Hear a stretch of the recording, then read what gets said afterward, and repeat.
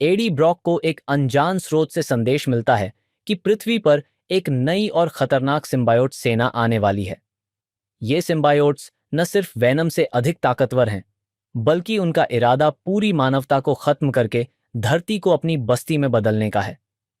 AD और venom को एक नई चुनौती का सामना करना पड़ता है। वे अकेले इस लड़ाई में नहीं टिक सकते।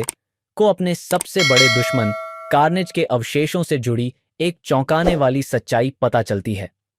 कार्नेज का कुछ हिस्सा बच गया था और अब वो अपनी सेना के साथ लौट रहा है। इस लड़ाई में वेनम को कुछ अप्रत्याशित सहयोगी मिलते हैं।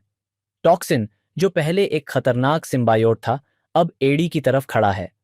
दूसरी ओर एक गुप्त वैज्ञानिक संगठन जो सिम्बायोट्स का अध्ययन कर रहा था, एक नया एंटी सिम्बायोट हथियार विकसित करता है।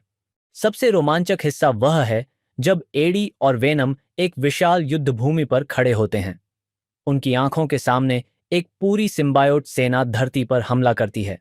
विस्फोट, तबाही और अराजकता के बीच एडी की आवाज गूंजती है, अगर हमने इसे नहीं रोका तो यह हमारी आखिरी रात होगी। ट्रेलर के क्लाइमैक्स में दर्शकों को एक झलक मिलती है कनल, सिम्बायोट्स के भगवान की। उसकी उपस्थिति न केवल डरावनी है, बल्कि वह दर्शाता है कि यह लड़ाई कितनी खतरनाक होगी। एडी और वेनम का आकाश में छलांग लगाना और एक विमान को सिम्बायोट्स से बचाना। टॉक्सिन और वेनम की साझेदारी में हाई ऑक्टेन एक्शन।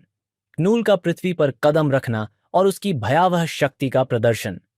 एडी का अपने इंसान और सिम्बायोट के बीच फंसे अस्तित्व को लेकर संघर्ष। हम इंसान नहीं हैं, लेकिन हमारी लड़ाई इंसानियत के लिए है। तुमने मुझे बनाया था एडी, अब देखो मैं क्या बन गया हूं। कार्नेज। अगर वेनम हार गया तो यह धरती खत्म हो जाएगी।